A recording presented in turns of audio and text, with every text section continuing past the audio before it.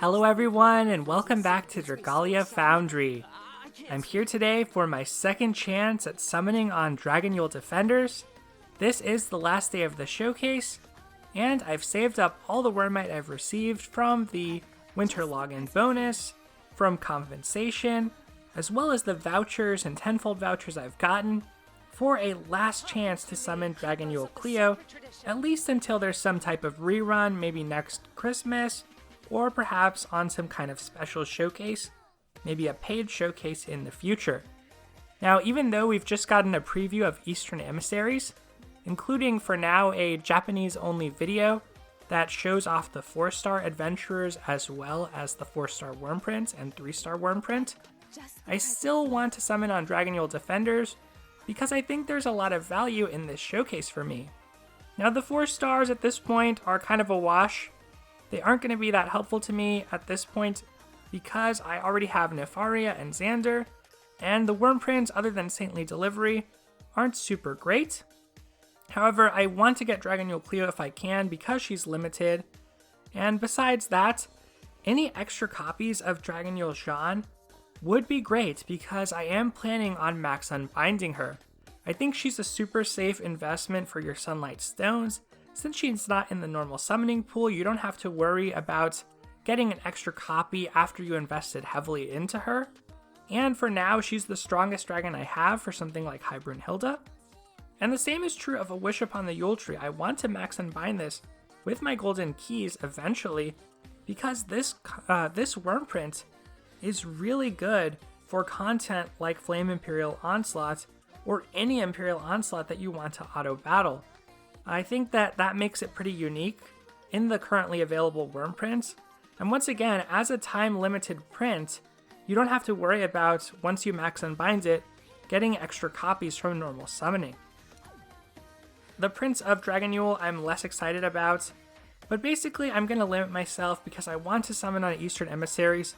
So the plan here today is we're going to go through 10 of these single vouchers, and if we get a 5-star before then, we'll stop so that we can use those optimally for our pity rate. Then we're going to do our 2 tenfold vouchers. And if we haven't gotten Cleo by this point, we are just going to summon from there until we can reset our pity rate. So we're not going crazy, but we are doing around 30 summons or until we get Cleo, whatever comes first. So here we go, going in with these single vouchers. Luckily, thanks to Chapter 7, as well as the compensation from Halloween Elisan, I was able to get more than 10 of these. Hadn't anticipated that, I was stuck at 9 for a while. But first we have an axe, and it's another Johanna. Do love her design, but that is just going to be some Eldwater for us. I'm only missing 3 3-star adventurers. Estelle, Edward, and Vice. So I would like to see one of them. But we're going to get a 3-star dragon. Zephyr Imp. The imps kind of have a mean look on their face, don't they? I think the drakes are for sure the cutest. And the named dragons are also pretty cute. At 3-star. I would imagine that by now they have posted the preview for the new showcase, Eastern Emissaries, in English. At the time of recording, it was only available in Japanese, but you can see the Shadow Axe unit, as well as the new Wind Blade, and they look super cool, and they're limited. I'm glad some of the cooler units are at 4-star, though, since I really want to pick those up. Ieyasu himself looks really cool, and from that preview, it does sound like bleeding is going to be a new affliction, so not just a one-off mechanic. That's also cool to see. I wonder if we'll get other afflictions in the future. And it sounded like, I have to wait for the translation, but it may stack to where the more times you inflict it, the more damage that your foes will take when they have that status condition affecting them. It also raises the question of whether we're going to get adventurers with bleeding resistance too. Nice, we're getting our first 4-star here. And it's a Wyrmprint. Please don't be Trove of Knowledge. Oh, this is actually pretty good. One with the shadows. I think that's Geroda there, looking fierce. But the nice thing about this is I've unbound it once, so now I can unlock the new artwork. And this is a pretty strong 4-star Wyrmprint, so it is one I'd like to max unbind eventually. But we're starting to wrap up our single summons. I'm really hoping we can get Cleo. That Wyrmprint would also be pretty good on Cleo.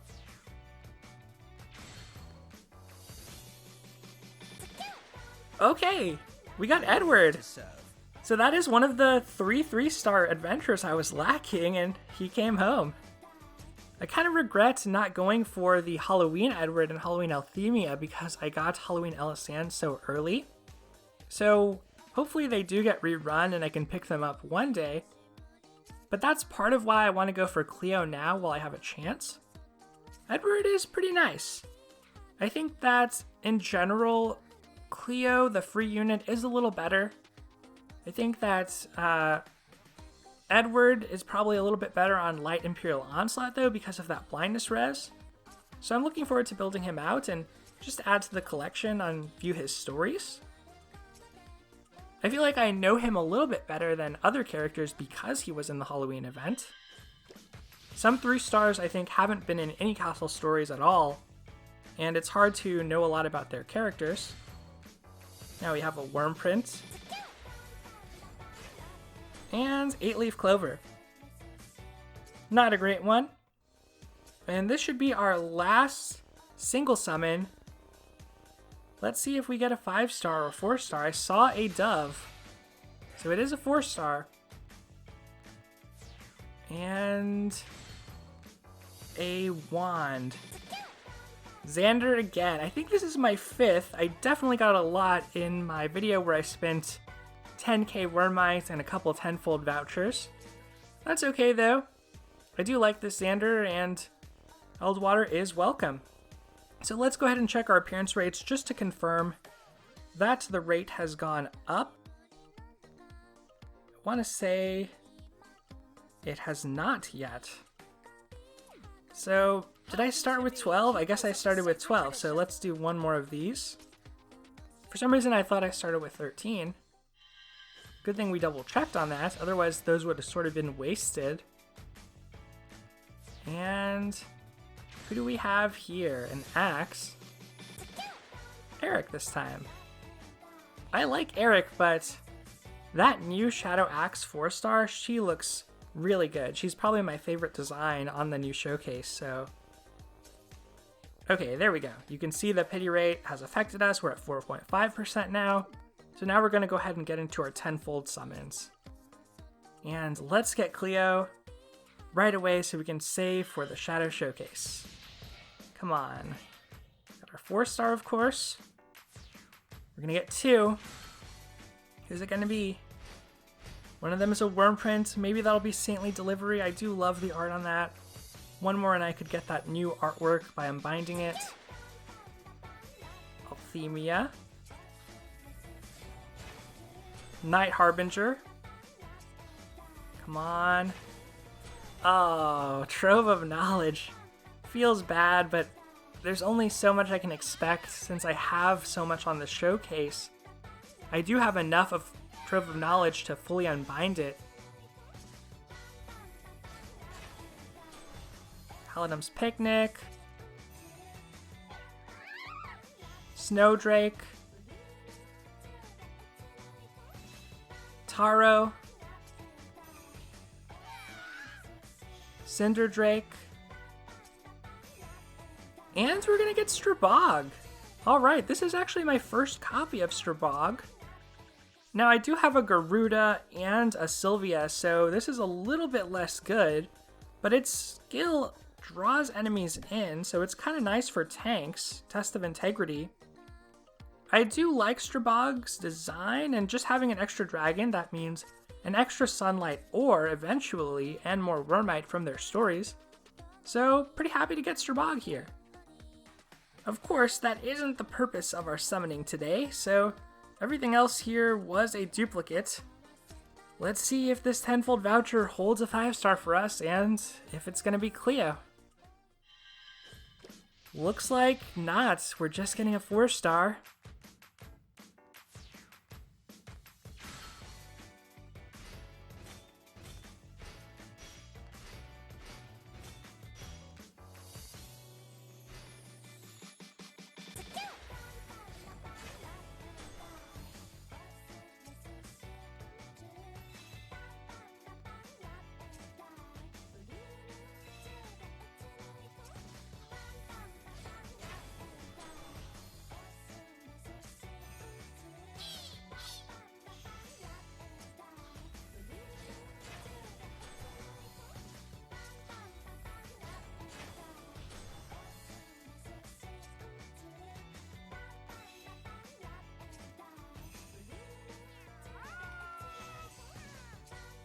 Really not a great circle for me. Oh, a Trove of Knowledge. That is a brutally bad worm print, I have to say. It's pretty painful, and getting so many Xanders. This is probably the worst circle I've ever had. Just looking at it, those 2 Halidum's Picnics taunting me there. But I have a feeling once we get into the actual wyrmite, that's when the luck starts to turn around, you know? So this is going to be a good batch. Please. Wow. Oh, good. All right, so 2 5-stars. We have a shot. This is it for me. Please be a dagger. There is a dagger.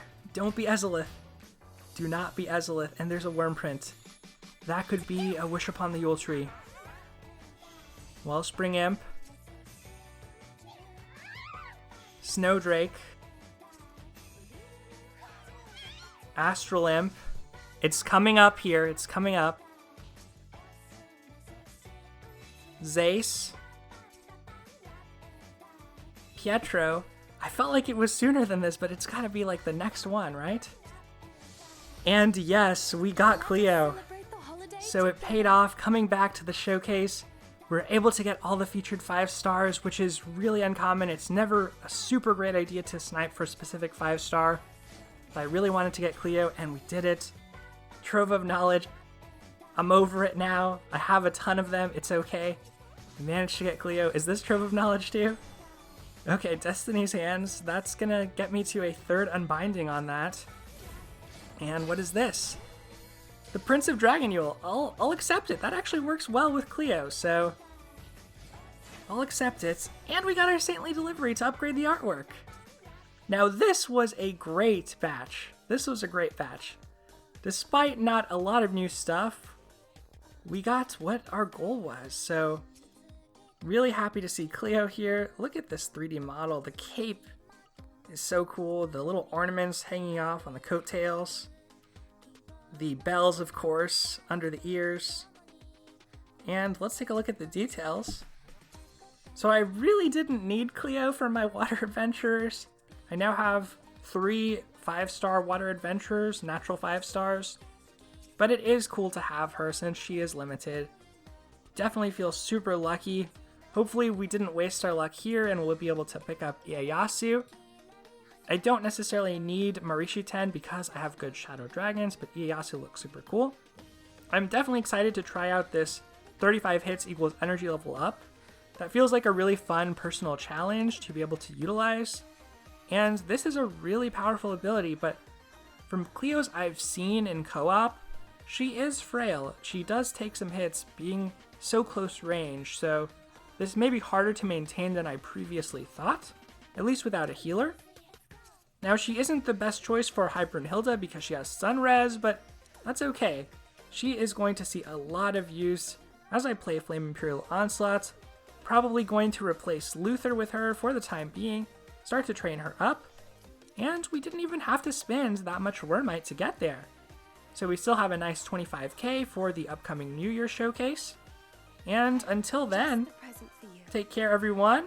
Good luck with your summons on that and on Dragonyule Defenders if you're doing any last minute summoning. I will be coming out with my review, full review with all the details available to us of that Eastern Emissary showcase tomorrow, so stay tuned for that. Thank you so much for watching once again, and I'll see you next time.